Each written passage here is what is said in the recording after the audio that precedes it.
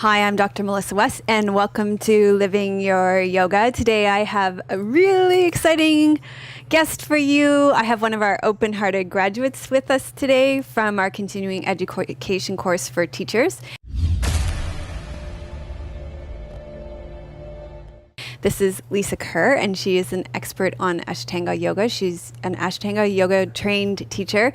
And so I thought, what a great opportunity to have somebody in to teach us about Chaturanga pose. Scary Chaturanga. Scary Chaturanga. So today she's going to do a tutorial for us on how to do Chaturanga, and she's going to give us some options for modifying Chaturanga pose.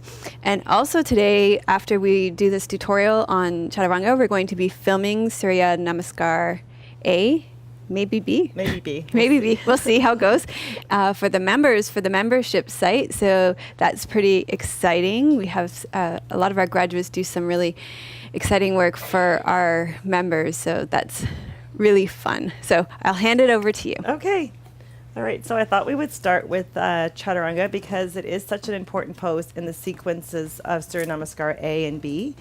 And you can really hurt yourself if you're not in the proper alignment. So I'll show two of my sort of places where I see people collapse in the pose, and then I'll show us some modifications and how to correct those.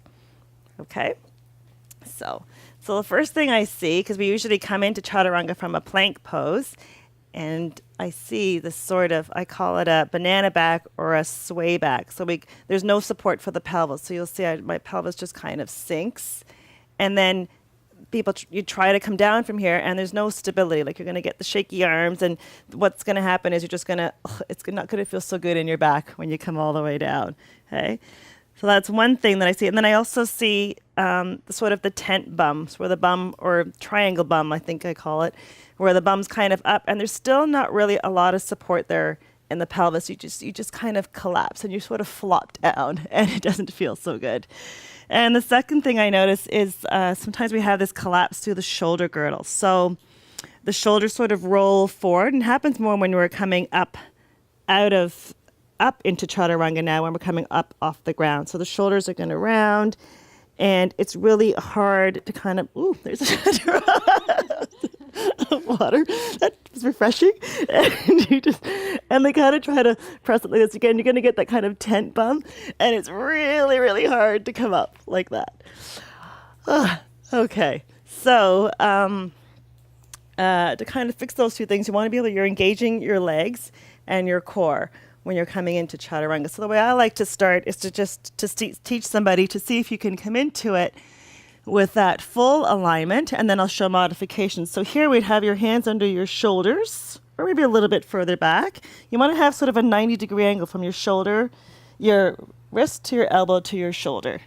Okay, and then we'll tuck our toes under. So get this roundness out of the shoulder blades first. So roll the shoulders back, engage the muscles on the back, so your rhomboids and your lats. Then we'll look at the legs. You're going to tuck your toes under, pick the knees up off the ground, activate your quads, and then begin to kind of peel the belly off the ground.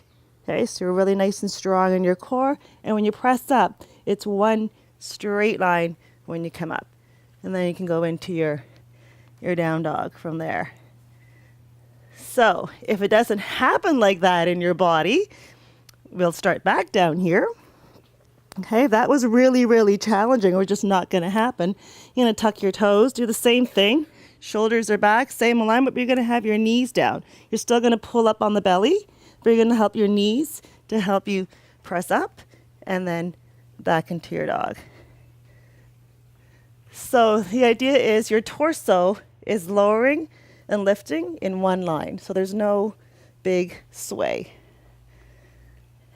And that's it so far.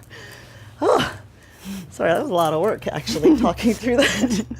That's impressive. Talking and doing it at the same time. Yeah. So thank you so much for teaching us how to do a good Chaturanga. I appreciate that very much. And make sure you leave your questions and comments below, because I'm sure Lisa will be able to answer them for us. Finding a great yoga class is becoming more costly and difficult.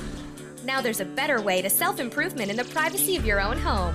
Visit Dr. Melissa West at melissawest.com and start getting free weekly online videos. Real yoga for real people.